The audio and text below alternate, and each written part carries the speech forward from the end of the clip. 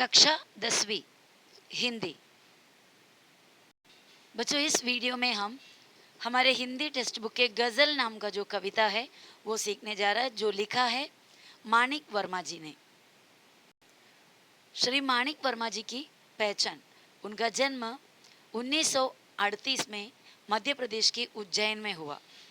परिचय। हास्य व्यंग्य के सशक्त हस्ताक्षर माणिक वर्मा जी वाचिक परंपरा में प्रमुख स्थान रखते हैं। वाचिक परंपरा, ओरल ट्रेडिशन।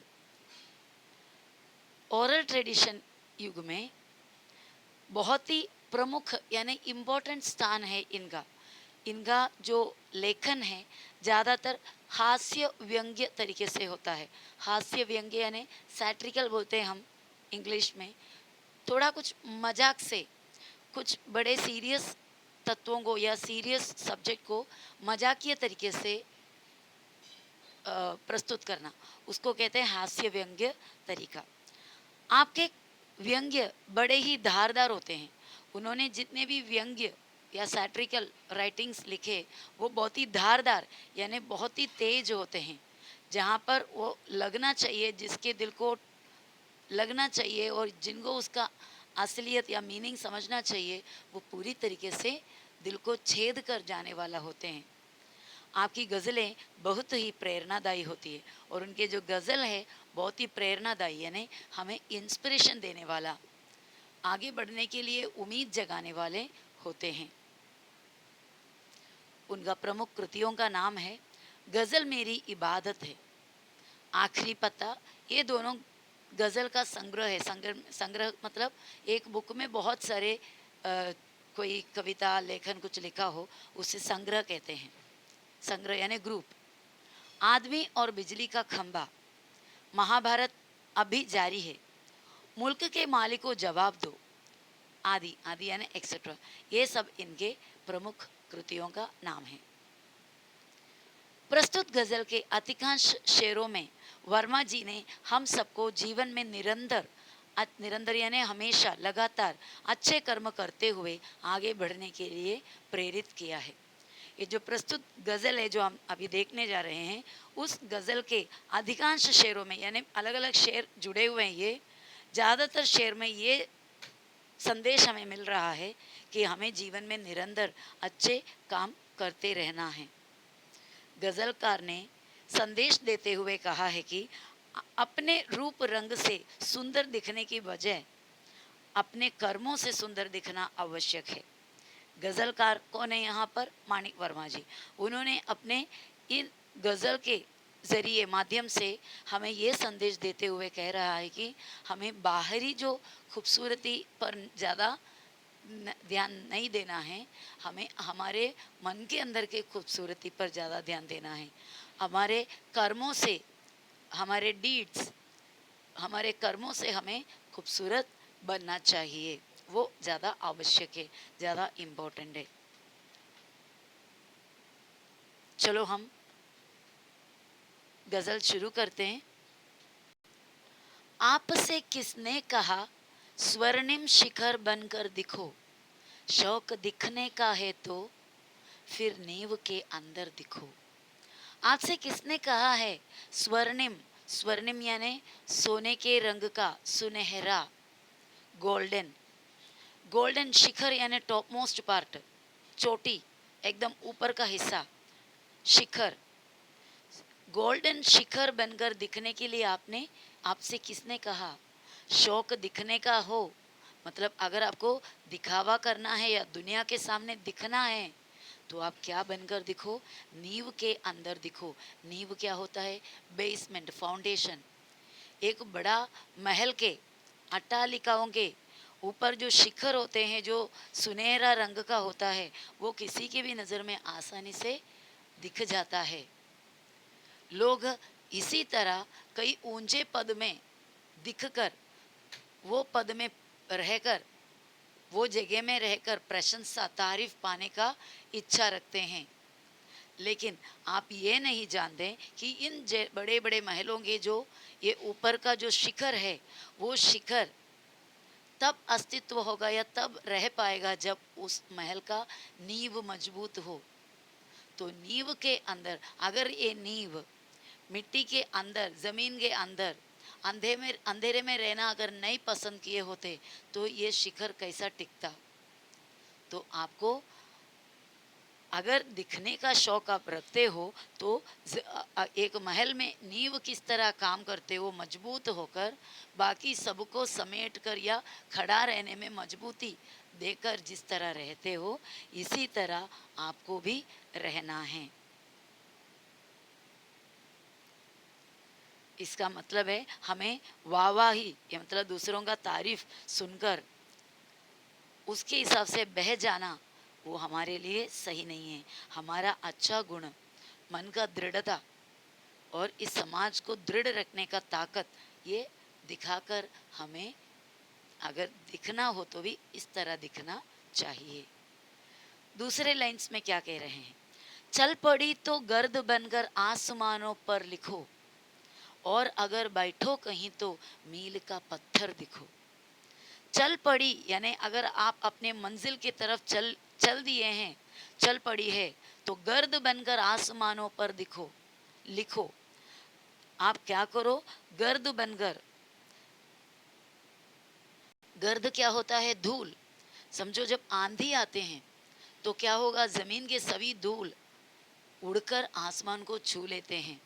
सभी को ये पता चल जाता है कि बहुत ही बड़ा तूफान आ गया है, बराबर। तो इसी तरह अगर आप अपने मंजिल की तरफ आगे बढ़ गए हो तो इस तरह दिखो कि आप आसमान तक आपका आप नजर आए, यानी ऊंचाइयों पे तक आपके कर्मों का लोगों के मन में आपके लिए इज्जत रहे।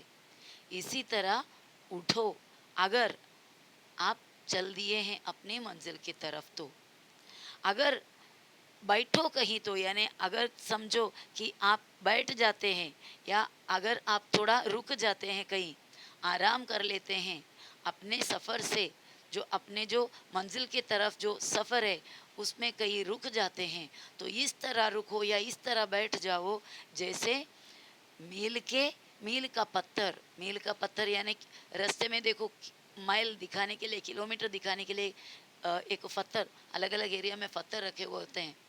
ये पत्थर यात्रियों को, रास्ते से जाने वालों को उनका राह के मतलब उनके जो मंजिल है, मंजिल की तरफ राह दिखाते हैं, कितना दूर और बाकी है इसका याद दिलाते हैं। मतलब चुपचाप बैठकर भी वो मील का पत्थर पथिकों का या यात्रियों का मदद करते हैं। तो इसी तरह अगर आपके सफ़र में, आपके इस यात्रा में कहीं आप बैठ भी जाए तो इस तरह बैठो कि दूसरों का काम आ जाए। चल पड़ी तो गर्द बनकर आसमान पर लिखो, अगर बैठो कहीं तो मील का पत्थर दिखो। मतलब आप दूसरे का काम आ जाए ऐसा काम करो। सिर्फ देखने के लिए दिखना कोई दिखना नहीं, आत्मी हो तुम मगर तो आत्मी बनकर दिखो। देखो कितना अच्छा लाइंस दिया है। सिर्फ देखने के लिए दिखना कोई दिखना नहीं। अगर आप किसी को दिखाना कर चाहते हैं अपने आप को, आप सज धज कर या अच्छे अच्छे कपड़े पहनकर या बाहरी सजावट इतना बढ़ा कर किसी के सामने दिखना, ये कोई दिखना नहीं। आदमी हो तुम तो अगर अगर तुम आदमी हो तो आदमी बनकर दिखो। इसका मतलब है भगवान ने तुम्हें, ईश्वर ने तुम्हें बहुत ही अच्छा एक जन्म दिया हुआ है, आदमी का, इंसान का जन्म, मनुष्य का जन्म। हमारा मकसद इतना ही सिर्फ होना चाहिए कि हमारे अंदर इंसानियत बहुत भरे हो। इंसानियत से दूसरों के प्रति इंसानियत दिखाओ, दूसरों से प्यार करो, अच्छी तरह व्यवहार करो, एक सच्चा इंसान बनो, मानवता को अपने अंदर और बढ़ाओ। समाज में जितने भी लोग हैं उन सभी के प्रति हमारे मन में ऐसा, हमारे अंदर ऐसा एक व्यवहार होना चाहिए जो मानवता से भरी हो। जिंदगी की शक्ल जिसमें टूटकर बिखरे नहीं, पत्थरों के शहर में वो आईना बनकर दिखो। जिंदगी की शक्ल जिसमें टूटकर बिखरे नहीं, पत्थरों के शहर में वो आईना बनकर दिखो। मतलब तुम वो आईना बनो जिसमें तुम्हारी ज़िंदगी की शक्ल टूटकर बिखरे नहीं। बिखरे क्यों बिखरेंगे? क्योंकि तुम रहते इस पत्थरों के शहर में, तो पत्थर लगकर आईना टूट सकते हैं। तो पत्थर लगकर जो आईना टूटे नहीं, उस आईना बनकर तुम रहो इस पत्थर के शहर में। कहने का मतलब है, ज़िंदगी में बहुत सारे परेशानियाँ आती है, बहुत सारे प्रतिकूल परिस्थिति, बहुत सारी रुकावटें आती हैं, लेकिन तुम्हें इन परेशानियों को, इन प्रॉब्लम्स को डट कर ये परिस्थिति में, ये हालात से लड़कर तुम्हें आगे बढ़ना है, तुम्हारे लक्ष्य की ओर, तुम्हारे मंजिल की ओर तुम्हें जाना है। चाहे कितना भी मुश्किलें आ जाए, तुम्हें टूटकर बिखरना नहीं है। आपको महसूस होगी तब हर एक दिल की जलन, जब किसी धागे सा जलकर मोम के भीतर दिखो। आपको महसूस होगी तब हर एक दिल की जलन, कब? जब किसी धागे सा जलकर मोम के भीतर दिखो। जिस तरह मोमबत्ती के अंदर एक धागा जलते हुए मोम के अंदर ही रहते हैं, उस तरह जब आप तकलीफ वालों के साथ मिलकर, उनके साथ जीकर उनका तकलीफ को पहचानोगे, तब आपको पता चलेगा हर एक दिल की जलन क्या होती है। मतलब आप चाहे कितने अच्छा पोजीशन में हो, आप कितने सुखी जीवन जी रहे हो, आपको समाज में जरा उतरने चाहिए। बहुत सारे लोग हैं हमारे आसपास में, दुख झेल रहे हैं, हर एक पल जल रहे हैं। उनके साथ मिलकर उनका फीलिंग को सहानुभूति से उसे समझने का कोशिश करो। एक मोम के अंदर का धागे की तरह जरा जलकर दिखाओ, तो क्या होगा? उनके अंदर का तकलीफ, उनके अंदर का जो जलन, वो परेशानी आपको नजर आएगा। एक जुगनू ने कहा, मैं भी तुम्हारे साथ हूँ, वक्त की इस धुंध में तुम रोशनी बनकर दिखो। एक जुगनू, उसमें कितना रोशनी आपको दिखाई देगा? इतने कम कि हम बता भी नहीं सकते, बराबर। बहुत ही कम जुगनू की रोशनी होती है, लेकिन घना अंधेरे में एक जुगनू भी थोड़ा उम्मीद जगा कर जाते हैं। एक जुगनू का रोशनी भी बहुत हो जाता है, काफ़ी हो जाता है घने अंधेरे में। इसी तरह कवि कह रहा है कि हमारा जीवन में भी ऐसा वक्त आ सकता है, असफलताएं, मुश्किलें, परेशानियां, अंधकार से भरे होगा। उस समय एक छोटी सी किरण भी, उम्मीद की एक छोटी सी किरण भी काफ़ी हो जाता है हमें आगे जिंदा रखने के लिए, आगे जीने का सहारा बनने के लिए।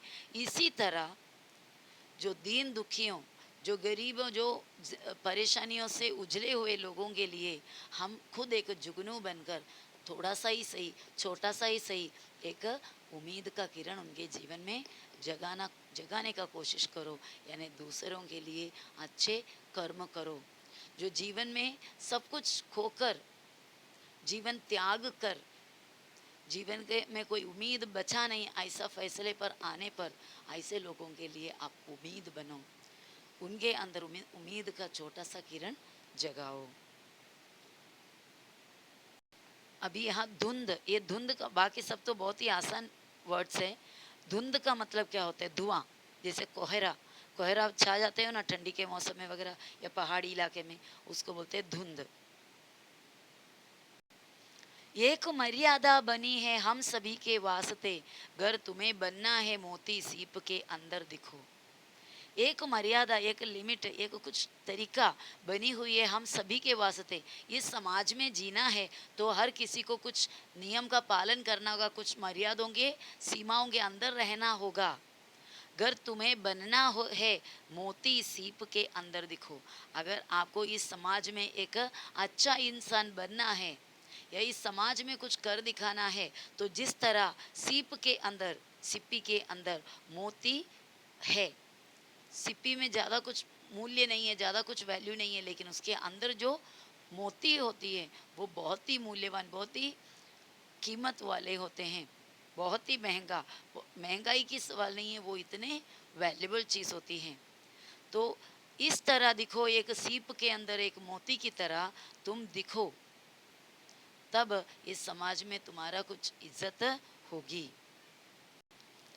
अगर तुम चाहते हो कि लोगों के बीच में तुम्हारी कोई पहचान बने, तो तुम्हें क्या करनी है, जिस प्रकार सीप के अंदर मूल्यवान मोती छिपा होता है, इसी तरह तुम्हारे अंदर बहुत ही अच्छा कर्म करने का एक इच्छा और उसे कर दिखाना, या एक कल्याण भावना, सभी के लिए एक अच्छा भावना होनी चाहिए। डर जाए फूल बनने से कोई नाजुक कली, तुम ना खिलते फूल पर तितली के टूटे पर दिखो।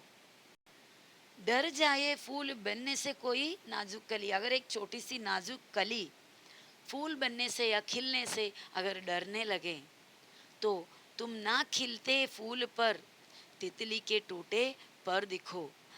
एक कली जैसे खिलती है, वैसे तितली उसके पास आ जाता है, उसके अंदर से जो नेक्टर है, वो रस है, वो पीने के लिए, बराबर। तो वो फूल बना हुआ उस कली को ये तितली बहुत परेशान करेगी।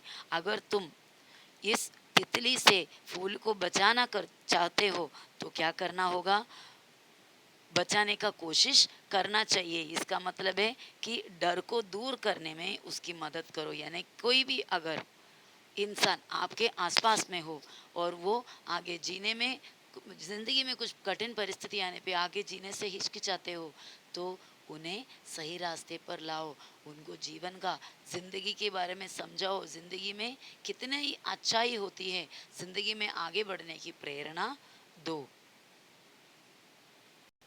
कोई ऐसी शक्ल तो मुझको दिखे इस भीड़ में, मैं जिसे देखूं उसी में तुम मुझे अक्सर दिखो। कोई ऐसा शक्ल तो मुझको दिखे इस भीड़ में, मतलब ये भीड़ मानव जाति का पूरा भीड़ है चारों तरफ। इस भीड़ में मैं जहाँ पर भी जाऊँ, मुझे ऐसा कोई शक्ल दिखे, यानी मैं जिसको भी देखूं, हर एक इंसान के चेहरे में मुझे आप दिखे, हे भगवान, हे ईश्वर, मुझे आप दिखे हर एक इंसान के चेहरे पर। कहने का मतलब है हर एक इंसान आप जैसा बनकर जिए। अगर ऐसा होगा तो हमारा ये दुनिया, हमारा ये संसार सबसे अच्छा जगह होगा। ये कौन से बुक से लिए गए हैं? गज़ल मेरी इबादत है। तो चलो बच्चों, इस कविता को अच्छी तरह समझ कर लेना, डाउट से तो क्लियर कर लेना। मिलते हैं अगले वीडियो में। Bye bye.